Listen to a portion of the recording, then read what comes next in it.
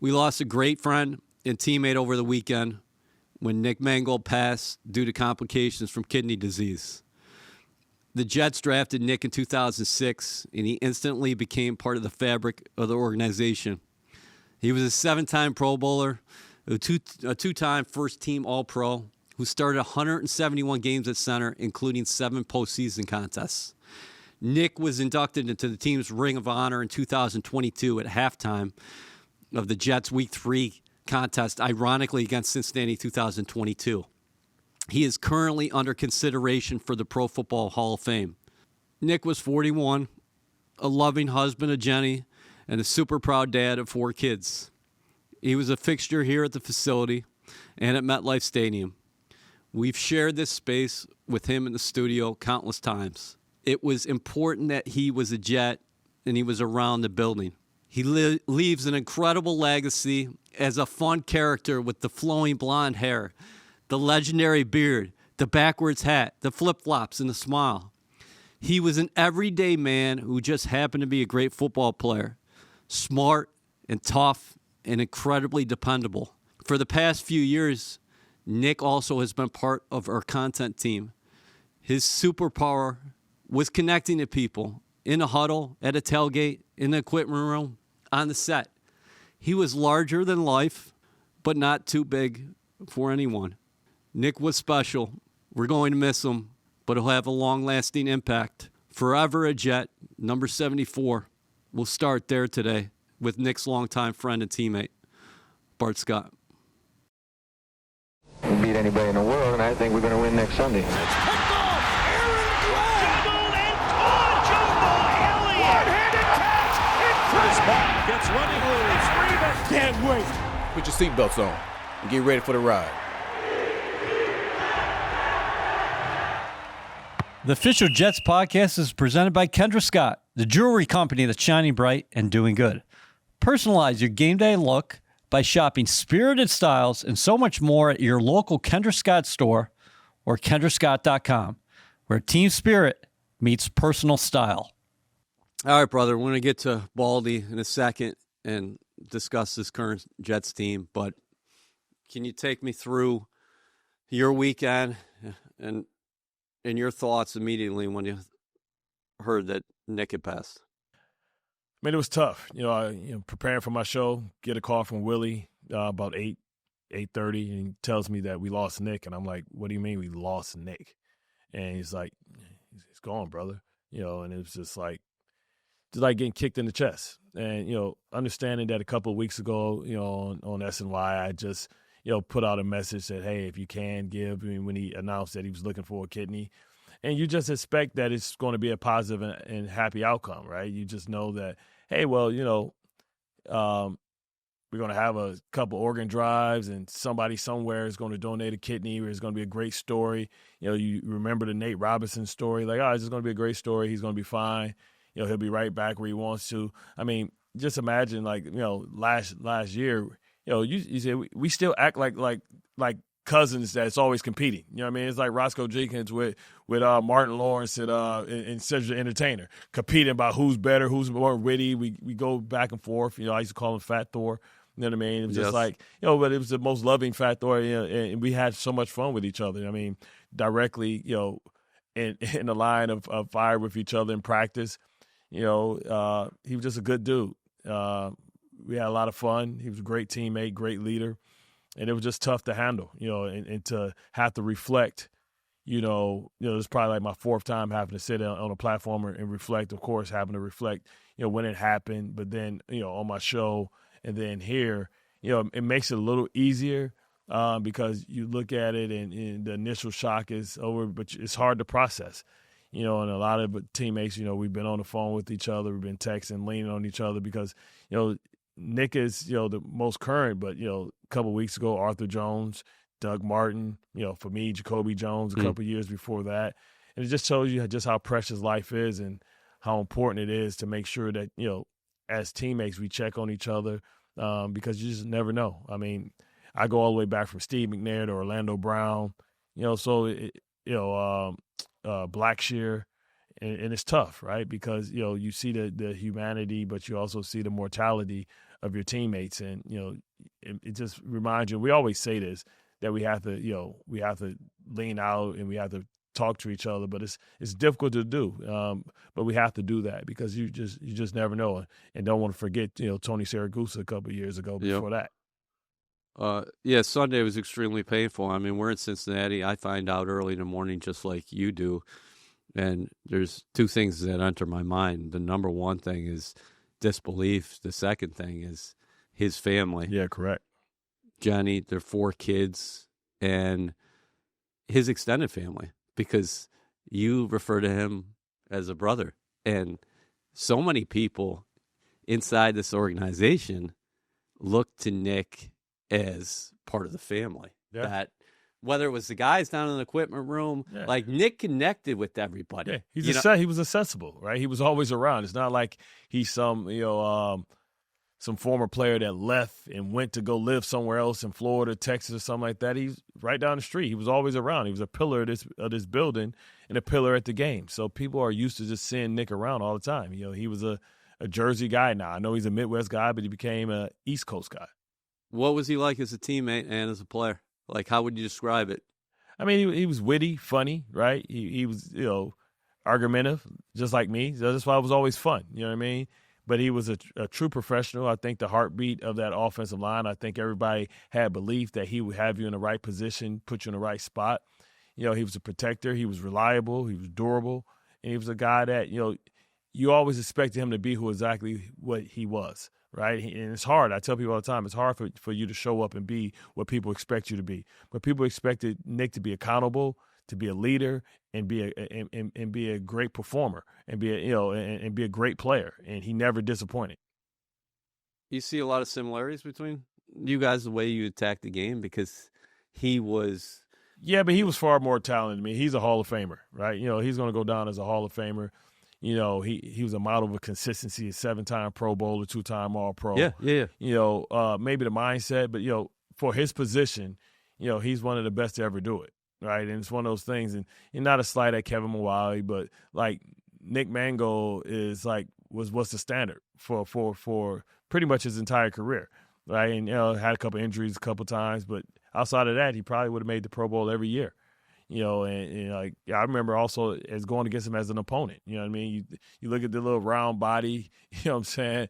And you don't see no muscles, and you got that old farm strength. You know what I mean? Yeah. You just go in there, got the little meat hooks, got the the old school hand tape job, with the fingers and all that type of stuff.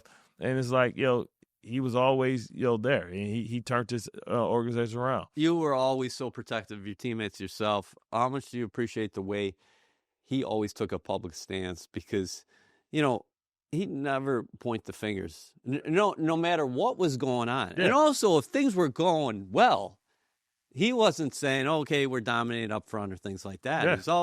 He was always deflecting, always accommodating to the media, but just the ultimate team guy. Well, you always know the sign of respect is when older players that are accomplished as well look up to you or give you the highest compliments, whether it was Alan Faneca or Damon Woody. These are guys that, come in with Super Bowl rings, guys, like Alan Faneca, that, Hall of Famer already himself. But to be able to take instruction and say, hey, man, this kid is the guy that got the juice, I can trust him and I can follow him. When you come in, you assume roles. And those are outside guys that came in and said, hey, there's no need for me to step up and do this. They already have a guy. And that's the biggest compliment you can pay to a younger guy. You played with Baltimore, then you came here, of course, and joined this organization. What do you make of him getting drafted here in 06, playing his last game at 16, have a retirement press conference here in 2018, and then when he had that retirement news conference, he's holding his daughter Yeah. in his arms, and he said that this is where we're going to be. Yeah. I mean, he committed to this community. A lot of people don't talk about the things that he did, whether it was the first responders, whether it was the NYPD, whether it was the veterans. He was a guy that was invested. He was totally bought into this area. Like I said, he turned into an East Coast guy. You know what I mean? And I'm a Midwest guy that turned to an East Coast guy too. And that's what you think about. You just think about the big heart, right? You think about his contributions not only to his team and organization, but to his community, right? And, he was always around. I think he was around, was it Dale Barton? Or Yeah. he was around the school? Yeah. You know what I'm saying? So he's there coaching. He's spreading the love. He's going out there and giving out his knowledge and stuff like that, man. And like I said, just giving. And that's the best thing that you can ever say about somebody, that they were a steward. A steward for kindness, a steward for greatness, because that's what God wants us to be. He wants us to be stewards, right? He always says he blesses those that he know he can trust with the responsibility, and he definitely could trust Nick with the responsibility. And the big fella's up there right now. He's not in any pain anymore, and you just say that when he goes and he talks to God, it's job well done, because it's not about how long you live, it's how you live, and he lived in such a great way that should be copied, and we all can hope to be or have as much impact as Nick Mangold had on, not only his organization, but everybody he touched. Life's not about, what you get, materialistically. It's about the people that you impact. And the greatest thing we can always say about Nick is that he impacted people, right? When you go there and we have his services, it won't be made up stuff, right? You won't be trying to find things to say, hey, he was a great guy, he did this, and people looking like, no, he really wasn't. It's one of those things that people can, say. And we all got our Nick Mangold stories and the way that he touched us and the way that, he was able to connect with people. And, he'll be forever missed. What do you make of his style? When he always wore like, bro, flip-flops. wore the jacket, sports coat, flip-flops, and backwards hat. Yeah, man, he had his own thing. He was unapologetically himself, right? Whether the big Kris Kringle beard or the big Thor beard, you know what I mean? Got the Fabio hair going down. You think about him, Bobby Carpenter. You think about AJ Hawk and how they all had the little blonde streaks looking like Greg the Hammer Valentine, you know what I'm saying, with that swag. That's a wrestling shout out there, everybody. He would have been a perfect heel. You know what I mean? He would have been a perfect heel, like out there being a wrestler. I could see him in a onesie like King Kong Bundy out there with his hands taped with some type of claw, some type of throat punch or something like that. But you know what I'm saying? It was just like, he's just such a joy, man. Like I said, I enjoy like our witty conversations. Like, sometimes you would have to break us up like, hey, man, we got to film. Like, because you got to be on the air at 10 o'clock and you got to go. And we just sitting there arguing. We would never let each other not get the last word. So, yeah, when I paired you guys together, Jets Game Day, I didn't know what actually was going to happen. Yeah. And we used to be in here in this very studio and you two going back and forth about everything. And I'm not talking sports. Yeah, anything, everything. Yes. And it was one side, and then it was a verbal salvo over here, and then you throw back to him, and it was... It was like, hey, guys, come on. Let's go. And we should have made those conversations into a podcast, but then we probably would all have been out of here. We'd have to put on Barstool. Yeah, right. Because it was incredible. But then in no time, we flipped the switch, and you guys would become your professional selves. We just poking about it. You just poking. This is what you do when you have your brothers or your besties. You know what I mean? You always poking and prying. You know what I mean? But we know it was all done in fun and with love. Yeah. So smart. Yeah. So he was always up for it. Oh, yeah. So, just like you. And I love somebody that could, you don't want to just dominate somebody. You want somebody you can serve it back and forth. Right. Like, all right, that's what keeps you sharp. And then the other thing that, and I put this out there the other day, is that he would always talk about his family, what they were doing. And you can relate this as far as how big the holidays were and the trips and things like that. So like, hey, I'm going to Iceland. Oh, man, how was Iceland? Right. We always had, the Mangold adventures. Yeah. For the current organization, for the players walking in here, and what would you tell them about Nick and how you can make a difference and also become part of an organization and a community?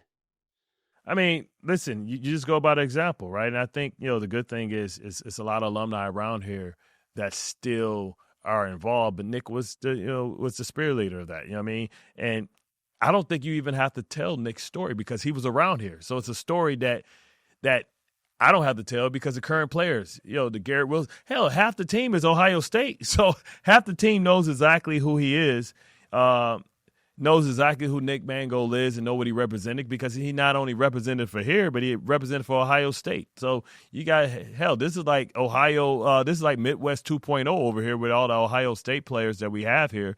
So I don't think we even have to tell his impact because they know his impact. They felt his impact, and you heard it in the words of Garrett Wilson about the advice that he had. You heard it from Tippmann, from the advice that he gave and the impact that he had and continues to have and will always have. Well, he's forever going to live on in this side of this organization, but still a couple days later. And you mentioned all the people that you've lost.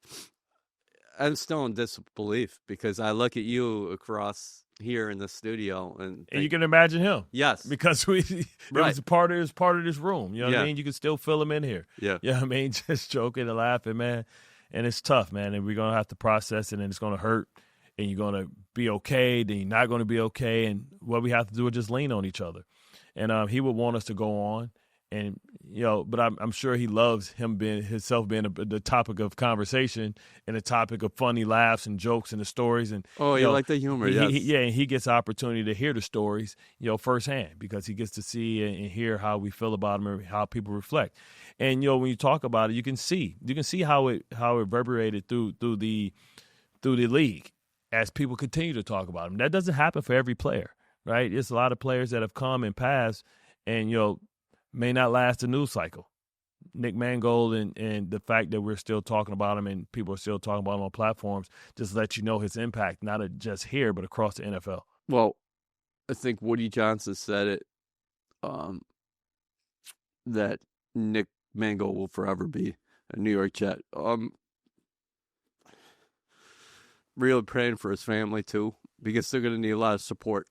And I believe they'll get it. It's a lot of people that love Nick, and whatever she needs, I'm sure she'll get. And she can lean on anybody. And it's important for us to check on her because strong family people aren't going to reach out. It's got to be incumbent on us to make sure that we pick up the slack, as Nick would have done for any one of us. It's been hard, but we will be able to celebrate his life, and his legacy will be lasting. Yes, absolutely, brother.